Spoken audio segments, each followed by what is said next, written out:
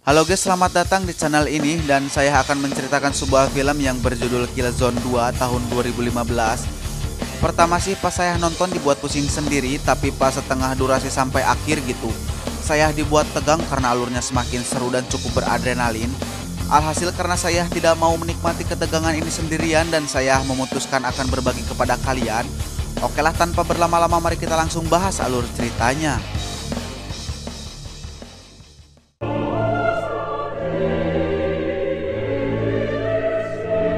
Berlatar di negara Hong Kong, sudah 7 tahun belakangan ini tercatat 620 orang yang selalu hilang setiap tahunnya. Pihak berwenang pun menyimpulkan bahwa kasus ini adalah sindikat penculikan dan penjualan organ tubuh manusia. Kesimpulan ini pun tidak berdasarkan tebak-tebakan, melainkan pihak berwenang telah mendapatkan titik terang dengan menemukan 2 jasad yang ternyata mereka tercatat ke dalam orang yang telah dinyatakan sudah hilang.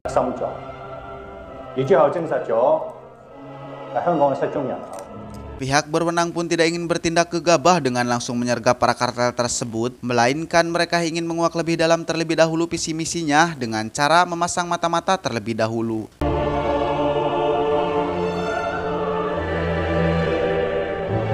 Kita akan diperlihatkan kepada seorang pria sekaligus ayah. Dia bernama Cacai, kita sebut saja Cai, dan sang anak bernama Sa. Diketahui Sa ini mengidap sebuah penyakit leukemia. Bagi yang tidak tahu penyakit leukemia adalah sebuah penyakit kanker pembentuk jaringan darah termasuk tulang sumsum, dan karena penyakit itulah membuat nyawa Sa saat ini berada di ujung tanduk, sehingga membuat ayahnya harus bekerja lebih keras agar anaknya bisa selamat.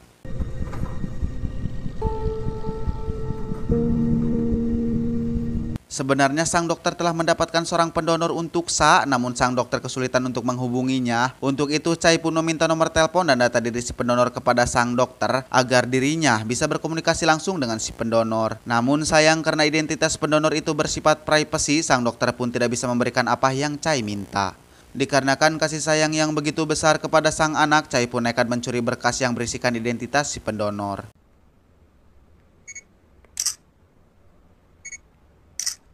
Dan setelah mendapatkan kontaknya, Cai pun langsung menelpon orang tersebut dengan penuh semangat. Akan tetapi semangatnya berangsur-angsur memadam ketika sang penyelamat Sa tidak bisa dihubungi. Ternyata karena Cai menghubungi orang tersebut di saat yang tidak tepat, kalah tibalik kurmacage ampun. Namun hal itu tidak membuatnya goyah. Dari pagi sampai malam Cai terus menelpon orang tersebut, sampai akhirnya ponsel yang sering dia hubungi karam di lautan lepas, yang menandakan seluruh usahanya pun sia-sia.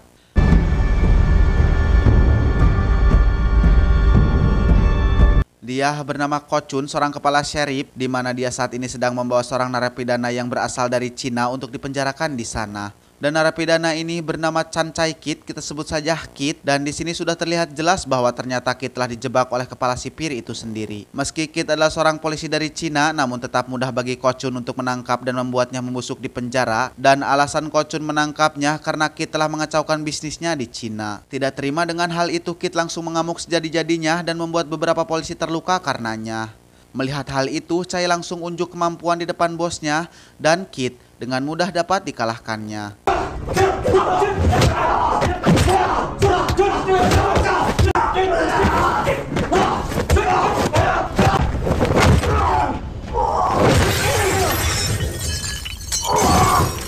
Kemudian Kit langsung dilempar ke tempat di mana para napi berkumpul. Flashback ke beberapa waktu yang lalu, ternyata Kit adalah seorang pecandu, dan seperti yang kita tahu bahwa hidupnya sangat kacau, entah karena dililit hutang kepada Bang Emok, dan karena itulah dia menjadi seorang pecandu. Namun ternyata alasannya dia menjadi seorang pecandu agar dia bisa menyusup ke dalam sindikat perdagangan organ tubuh manusia.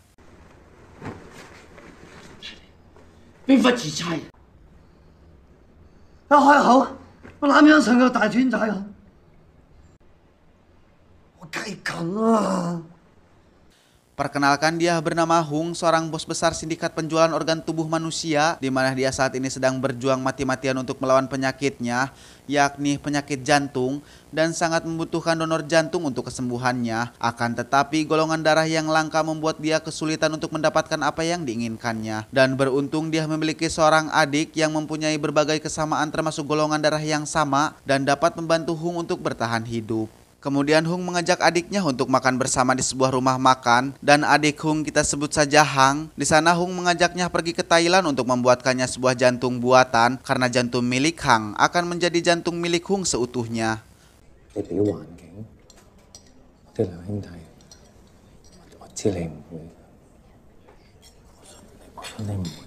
Di sisi lain, Kit disuruh membantu bosnya untuk menculik sepasang suami istri di bandara dan hal itu langsung dilaporkan kepada pamannya agar penculikan tersebut dapat digagalkan. Singkat cerita, hari penculikan pun tiba. Ketika semua anak buah Hung telah berada di posisinya, tiba-tiba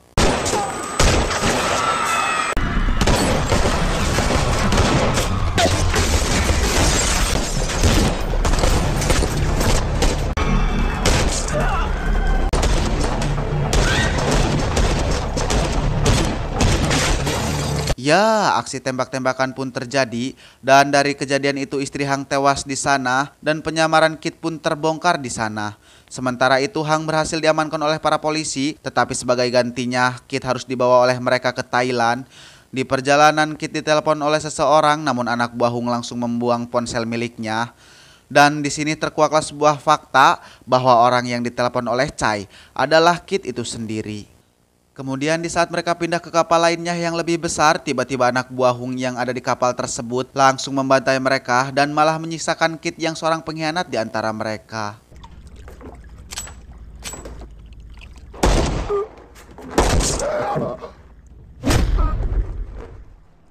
Di sisi lain, Hang langsung mendapatkan perawatan di rumah sakit karena luka tembak yang dideritanya. Kemudian datanglah Hung untuk menjenguk adiknya. Akan tetapi polisi hanya mengetahui bahwa Hang yang menjadi tersangka pada kasus jual beli organ tubuh ilegal, tanpa sadar bahwa sangkakalah yang menjadi otak utama di balik itu semua. Namun karena penyakit yang dideritanya membuat polisi yakin bahwa dia bukan siapa-siapa.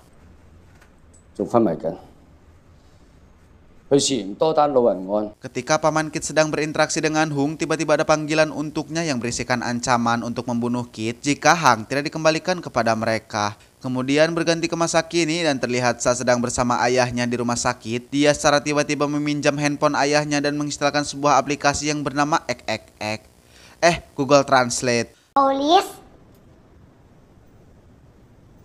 ตำรวจ Keesokan harinya, Chai tetap semangat untuk menelpon si pendonor hingga akhirnya telepon dari Chai diangkat untuk pertama kalinya. Akan tetapi bahasa yang mereka gunakan berbeda sehingga Chai bingung harus berbicara seperti apa. Kemudian dia teringat kepada narapidana dari Cina dan langsung menghampirinya dengan tujuan agar dia bisa membantunya. Namun lagi-lagi Chai mendapatkan masalah karena dia tidak bisa berkomunikasi langsung dengan Kit. Karena bahasa yang mereka gunakan benar-benar sangat berbeda, untung saja ada Google Translate yang bisa meringankan beban Anda dalam berbahasa asing.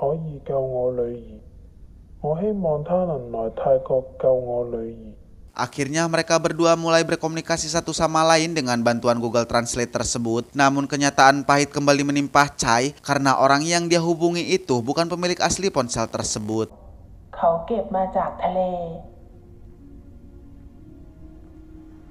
Keesokan harinya Chai kembali ke rumah sakit untuk menjenguk anaknya dan di sana anaknya malah mengatakan hal yang tak terduga. Ternyata saat telah mendapatkan nomor seseorang yang dia percaya bisa menolongnya sembuh dari penyakitnya tersebut.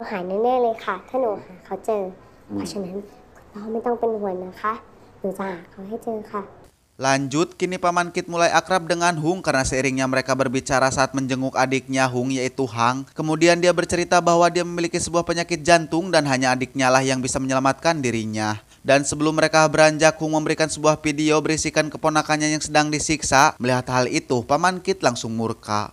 Kini Hung langsung membongkar kedoknya dan langsung meminta agar adiknya segera dilepaskan karena dialah satu-satunya orang yang bisa menyelamatkan hidupnya. Dan jika tidak, maka nyawa keponakannya akan melayang. Melihat kesungguhan dan keteguhan hati Hung, Paman Kit hanya bisa menuruti perkataan Hung tanpa bisa berbuat apa-apa. Di sisi lain, Kit yang sudah mulai frustasi pun mencoba melakukan aksi bunuh diri agar dia bisa terbebas dari penderitaannya saat ini. Namun aksinya digagalkan oleh Chai dan Kit pun tidak jadi mati, namun hal itu dijadikan kesempatan oleh Kit untuk kabur dan langsung mengurung Chai di dalam selnya. Di tempat lain, Paman Kit juga sedang menjalankan aksinya untuk membawa Hang pergi dari rumah sakit bersama dua junior setianya. Beberapa saat kemudian datanglah si botak untuk membebaskan Chai dari selnya. Kemudian mereka berpencar untuk mencari Kit dan akhirnya si botak berhasil menemukan Kit. Akan tetapi perbedaan kemampuan membuat si botak gagal untuk menangkapnya dan malah ponselnya pun digondol oleh Kit.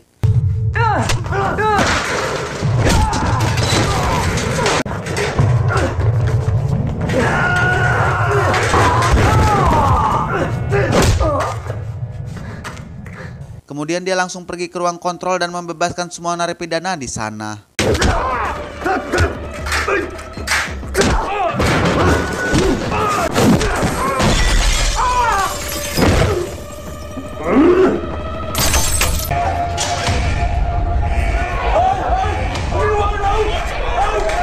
Di sisi lain, Chai masih sibuk mencari keberadaan Kit dan malah tersesat ke tempat yang tidak seharusnya dia lihat. Kemudian si botak langsung menjemput Chai dan kemudian membawanya keluar dari tempat tersebut. Dan di luar tampak ratusan tahanan yang sudah berlalu lalang di luar selnya dan membuat kerusuhan di tempat tersebut. Lalu Chai langsung mengejar si biang kerok yang telah membuat kekacauan besar itu untuk ditangkap. Meski masih dalam posisi kejar-kejaran yang diselingi perkelahian, Kit masih sempat-sempatnya mencari sinyal di sana untuk menghubungi pamannya.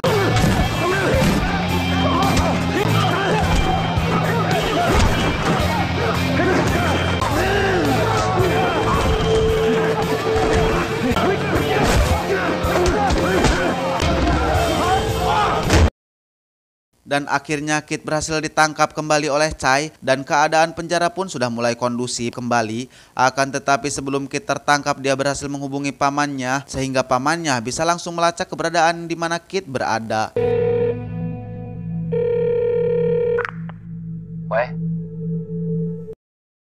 Kemudian paman dan beberapa rekannya langsung pergi ke tempat kenalannya untuk merawat Hang sekaligus melacak posisi Kit di sana. Dan setelah mendapatkan lokasi keponakannya, dia langsung pergi ke Thailand dan langsung menemui pemilik ponsel yang pernah digunakan Kit untuk menghubunginya. Kemudian dia memberikan beberapa gepok uang sebagai imbalan agar dia bisa menemui keponakannya. Karena polisi juga manusia, si botak pun langsung tergiur dan langsung membawanya bertemu dengan Kit.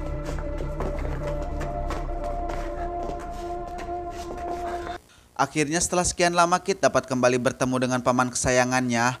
Dan di sisi lain setelah ditinggalkan oleh paman Kit, dua rekannya langsung dibantai habis oleh asasin milik Hung, sekaligus berhasil membawa Hang dari sana.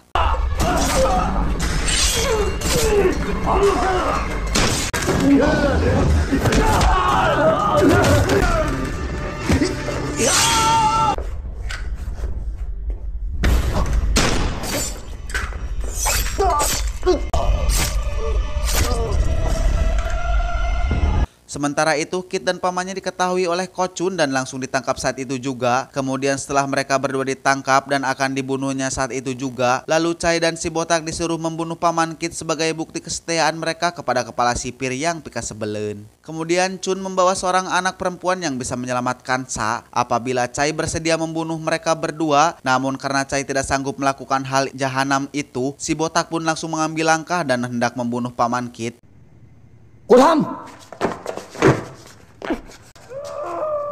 Baru saja satu tusukan yang si botak lakukan, datanglah Hung ke sana dan membuat paman Kit tidak jadi terbunuh. Kemudian Hung meminta kepada Kochun agar mereka dijual organ-organnya daripada mereka mati sia-sia di sana. Lalu mereka membawa Kit dan pamannya ke tempat jagal di mana mereka akan diambil organ-organnya. Dan setelah sampai, mereka langsung buru-buru pergi dari tempat itu karena merasa risih dengan kondisi di sana.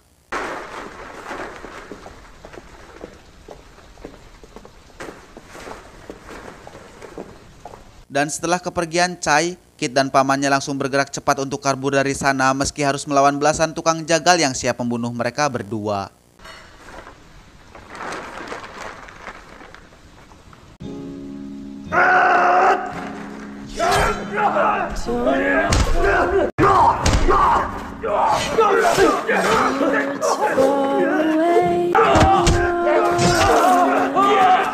Hingga sampai di saat-saat genting, ternyata Chai dan si botak kembali ke tempat itu untuk menolong mereka berdua.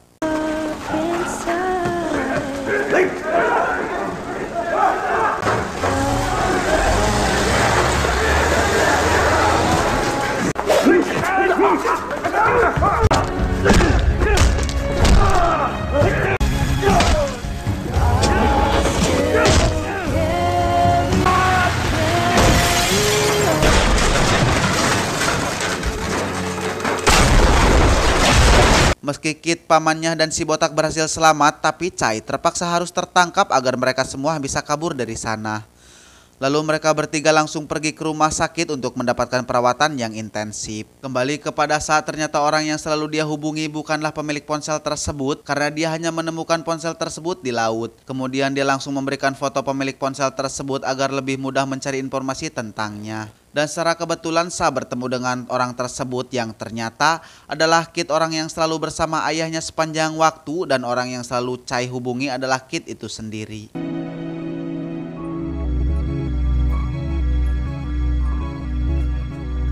Namun sayangnya Kit tidak bisa membantu Sa untuk menyembuhkan penyakitnya karena Kit merupakan mantan pecandu dan harus menunggu sekitar 3 tahun agar dia bisa membantu Sa untuk penyembuhannya. Di tempat jagal, Chai terus disiksa habis-habisan oleh para tukang jagal. Kemudian Kit mulai melakukan misi penyelamatan dengan pergi ke tempat Hung dan langsung membantai para anak buahnya sekaligus para dokter di tempat tersebut.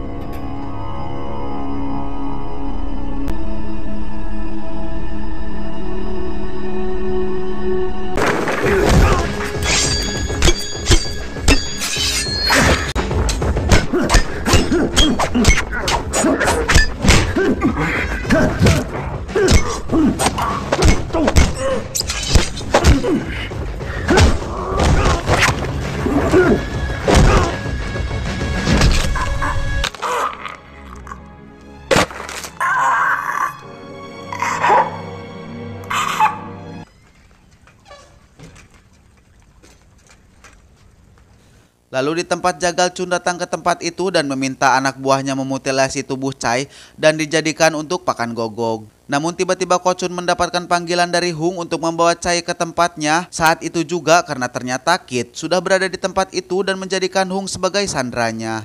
Kemudian Chun beserta anak buahnya pergi ke tempat yang telah disepakati dengan membawa Chai sebagai sandranya. Di sisi lain, ternyata setelah meninggalkan rumah sakit untuk sekedar mencari angin segar di luar. Kembali kepada Chun dan komplotannya, di sana mereka hanya menemukan sebuah tas yang berisikan topeng Iron Man. Ternyata itu adalah mainan Sa yang dititipkan kepada Kit agar bisa diberikan kepada ayahnya. Setelah komplotan Chun melihat topeng itu, tiba-tiba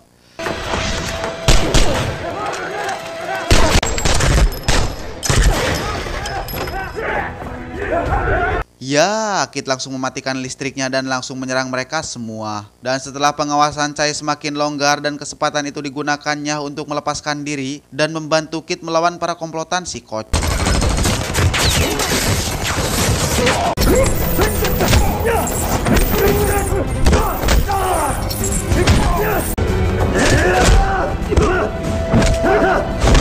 Setelah anak buah Ko Chun terkapar habis, Kit langsung mengaku kepada Chai bahwa dialah orang yang Chai cari-cari selama ini dan dia juga adalah orang yang bisa menyelamatkan hidup Sa. Sementara itu Hung dan adiknya terlibat drama yang berujung kematian mereka berdua dan kemudian Chai dan Kit melakukan final fight dan pertarungan epik pun terjadi.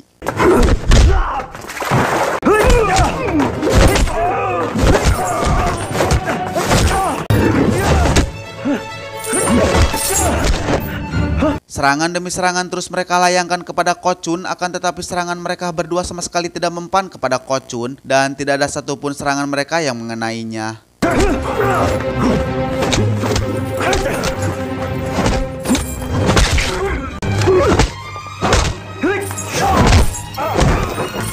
Meskipun tidak memiliki unjangan seperti di film Equalizer yang pemeran utamanya memiliki kemampuan hipotesis prediksi, tapi Ko Chun bisa memaksimalkan dan meminimalisir pergerakannya sehingga dia bisa menyerang sekaligus bertahan dari serangan Chai dan Kit. Dari sini saya dapat menyimpulkan bahwa Chun memiliki bela diri kungfu, bagaimana tidak pergerakannya sangat lentur, lemah gemulai, tapi itu sangat mematikan. Dan tibalah di babak akhir, sekuat-kuatnya Ko Chun dia tetaplah manusia biasa, 2 lawan 1 tetaplah tidak seimbang untuknya. Akhirnya satu demi satu pukulan dapat mengenai Ko Chun dan akhirnya Ko Chun pun dapat ditumbangkan oleh mereka.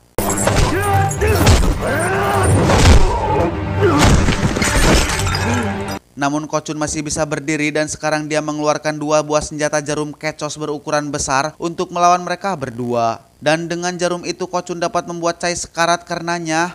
Setelah tumbangnya Chai, kini Kit harus berjuang mati-matian melawan Ko Chun sendirian. Dan dengan tidak adanya Chai, kini Ko Chun lebih mendominasi.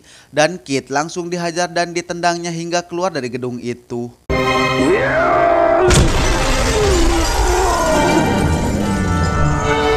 Beruntung semangat juang Chai untuk menyelamatkan putrinya membuat dia bangkit kembali dan langsung menendang Ko Chun keluar dari gedung itu dan langsung menyelamatkan Kit dengan mengulurkan rantai yang dipegangnya.